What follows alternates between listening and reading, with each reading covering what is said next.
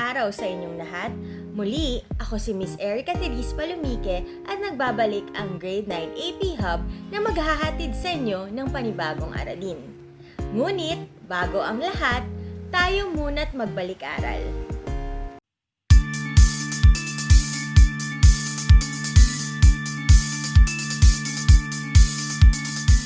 Ang gawaing ito ay tatawaging hanap salita.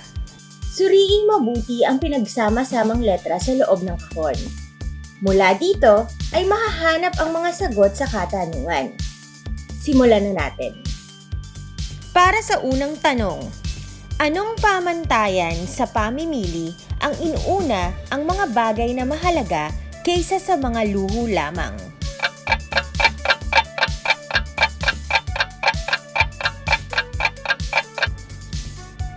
Tama! Ang sagot ay makatwiran. Ikalawang tanong, ang matalinong mamimili ay tinitignan ng sangkap, presyo, timbang at pagkakagawa ng produkto. Anong pamantayan ito sa pamimili?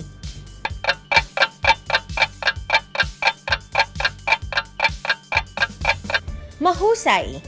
Ang sagot ay mapanuri. Ikatlo, ano ang tawag sa artipisyal na kakulangan na bunga ng pagtatago ng mga produkto ng mga nagtitinda upang mapataas ang presyo?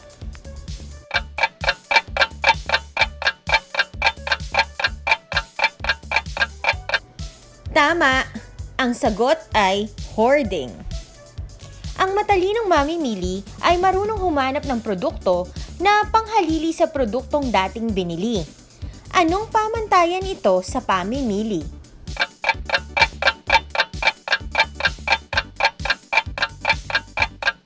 Magaling! Ang sagot ay may alternatibo o may pamalit.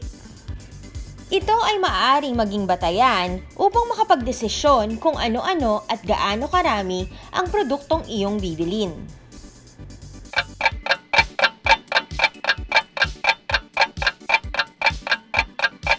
Tama! Ang sagot ay budget. Mahusay! Iyong nasagot ang lahat ng mga katanungan. Kung gayon, maghanda-handa ka na para sa susunod na aralin.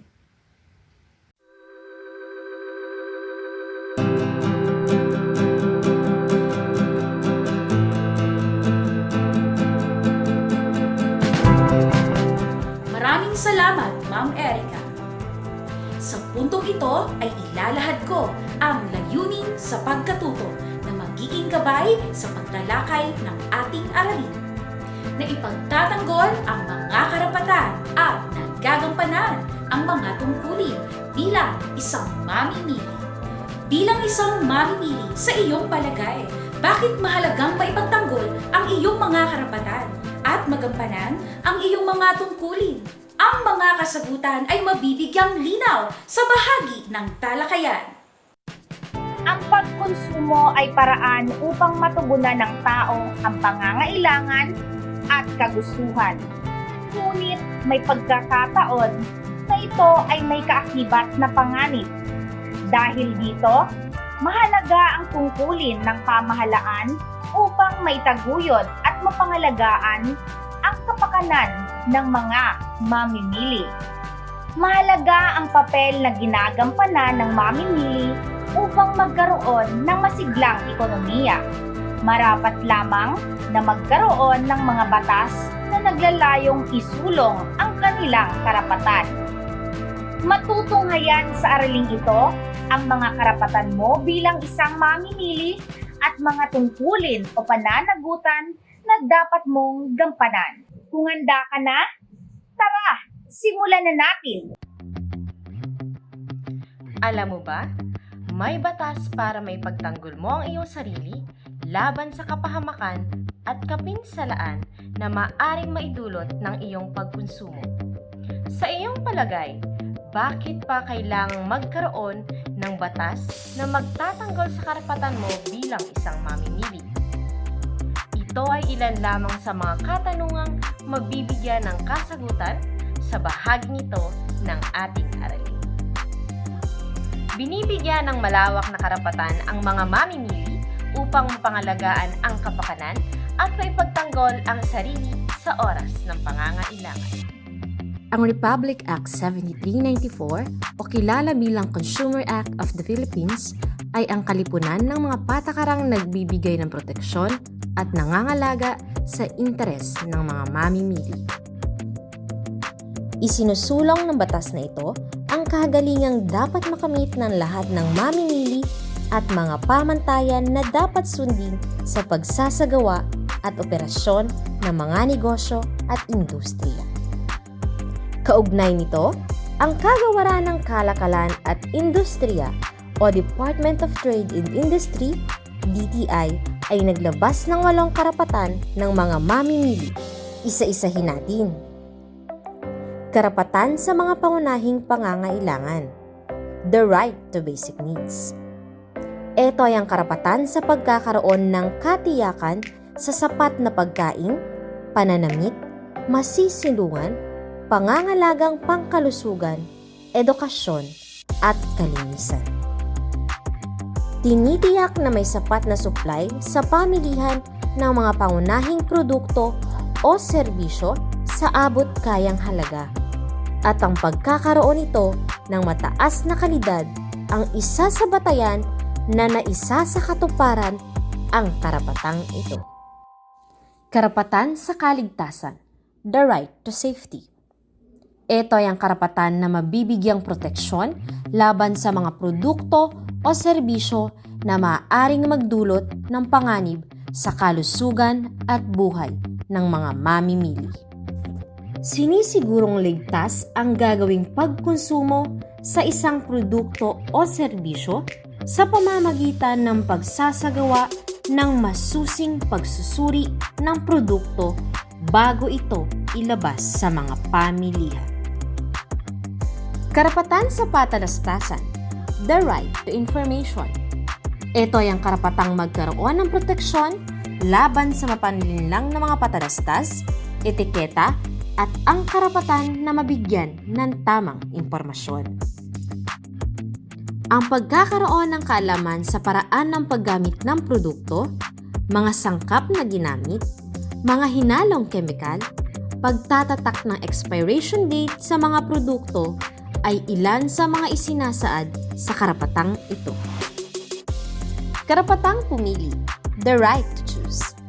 Ito ay ang karapatang pumili, makapaghambing, at masuri ang mga produkto o serbisyo upang matiyak na mataas ang kalidad nito. Ang tatak, sukat, hugis, at kulay ng produkto ay ilan lamang sa mga dapat isaalang-alang sa gagawing pagpili. Karapatang dinggin, the right to representation. Ito ay ang karapatan na maipahayag ng mga mamimili ang kanilang saloobin at hinaing upang makatulong sa pagbabalangkas at pagpapatupad ng mga patakaran ng pamahalaan. Ito ay makatutulong upang makapagbalangkas ng mga polisiyang makapagbibigay proteksyon sa mga mamimili. Karapatang bayaran at tumbasan sa anumang kapinsalaan, the right to redress. Ito ay ang karapatan na mabayaran sa anumang kasinungalingan, depektibong produkto at hindi kaaya-ayang serbisyo. Ito ay naisa sa katuparan sa pamamagitan ng pagbibigay ng tulong na maipagtanggol ang sarili sa hukuman o ng pag-aayos sa paghahabol ng dahil sa pinsalang naidulot ng produkto o serbisyo. Karapatan sa pagtuturo tungkol sa pagiging matalinong mamimili, the right to consumer education.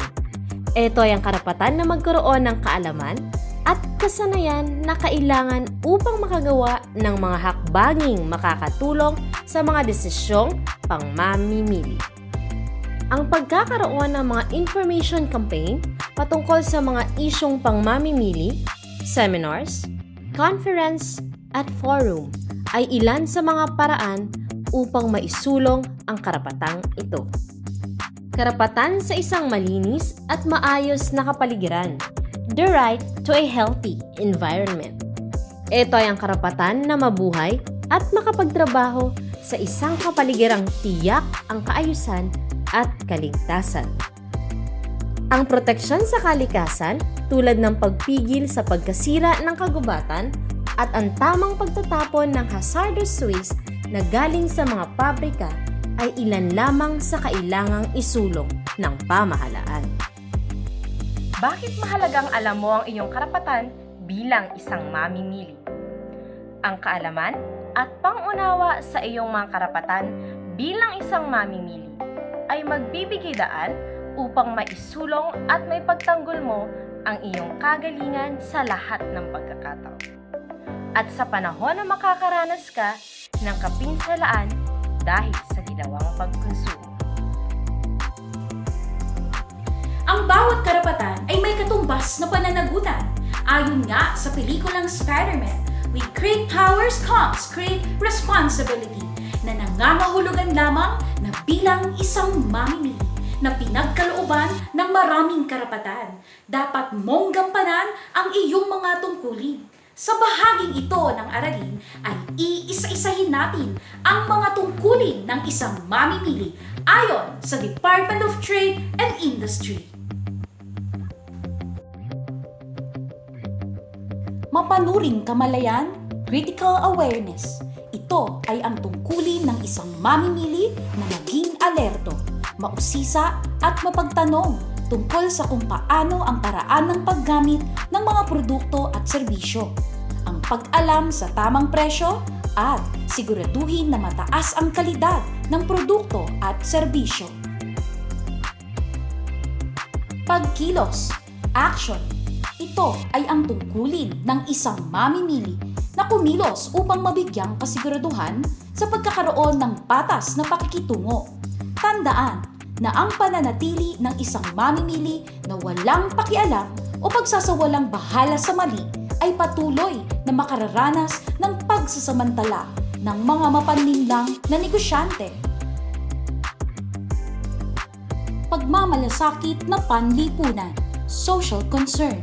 Ito ay ang tungkulin ng mamimili na alamin ang magiging epekto o ibubunga ng gagawing pagkonsumo sa iba, lalo na sa mga mahihirap, mga taong kabilang sa mga disadvantaged sectors ng ating lipunan, lokal, nasyonal o pandaigdig na komunidad man.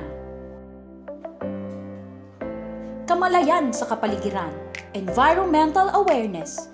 Ito ay ang tungkulin ng mamimili na maunawaan ang epekto ng kanyang pagkonsumo sa kapaligiran.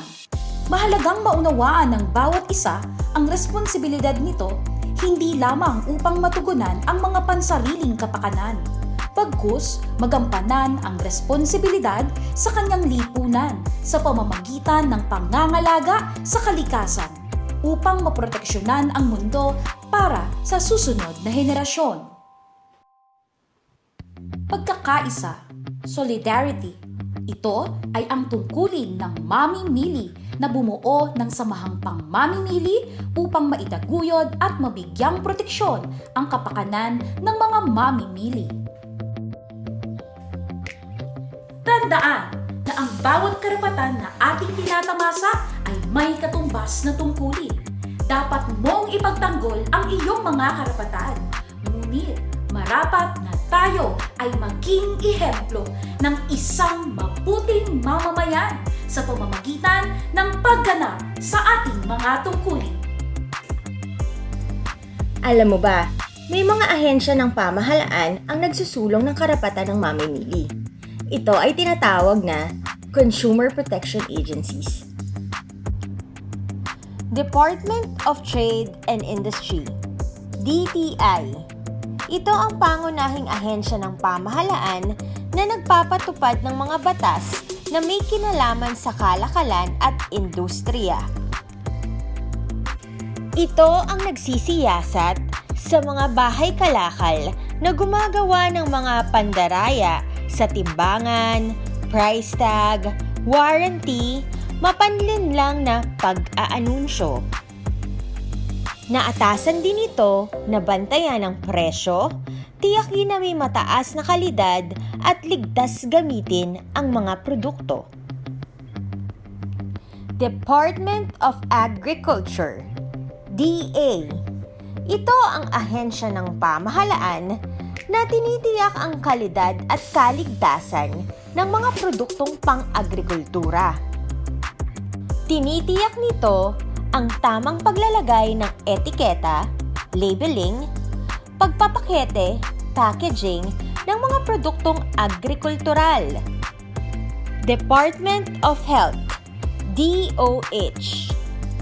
Ito ang ahensya ng pamahalaan na may tungkuling matiyak ang kalidad, kaligtasan ng pagkain, peke o maling ibinebentang gamot, cosmetics at anumang bagay na maaaring magdulot ng kapahamakan sa kalusugan ng mga mamimili. Energy Regulatory Commission, ERC. Ito ang ahensya ng pamahalaan na may tungkulin na tiyakin ang wastong sukat at timbang ng mga gasolinahan at mga mangangalakal ng liquefied petroleum gas. Department of Education, DepEd. Ito ang ahensya ng pamahalaan na naatasan magbigay ng sapat na impormasyon at edukasyon, consumer education, upang magkaroon ng tamang kaalaman at katalinuhan upang makagawa ng hakbanging makakatulong sa mga desisyong pangmamimili. Bilang isang mamimili, marapat mong maunawaan na may mga ahensya ng pamahalaan ang handang tumugon sa anumang hinaing pangmamimili, sapagkat ang pagkonsumong iyong ginagawa ay isang mahalagang gawaing pang-ekonomiya.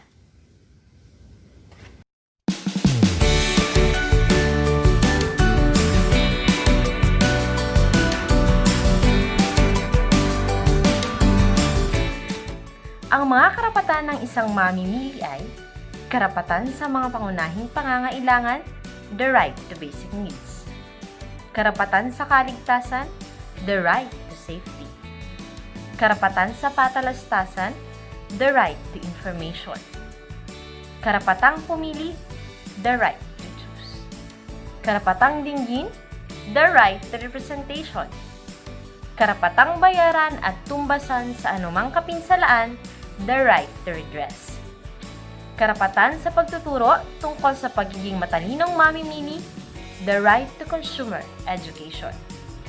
At karapatan sa isang malinis at maayos na kapaligiran, the right to a healthy environment. Samantala, ang tungkulin ng isang mamimili ay mapanuring kamalayan, critical awareness, pagkilos, action, pagmamalasakit na panlipunan, social concern, kamalayan sa kapaligiran, environmental awareness, at pagkakaisa, solidad. At ang ilan sa mga consumer protection agencies ay ang Department of Trade and Industry, DTI, Department of Agriculture, DA, Department of Health, DOH, Energy Regulatory Commission, ERC, at Department of Education, DepEd.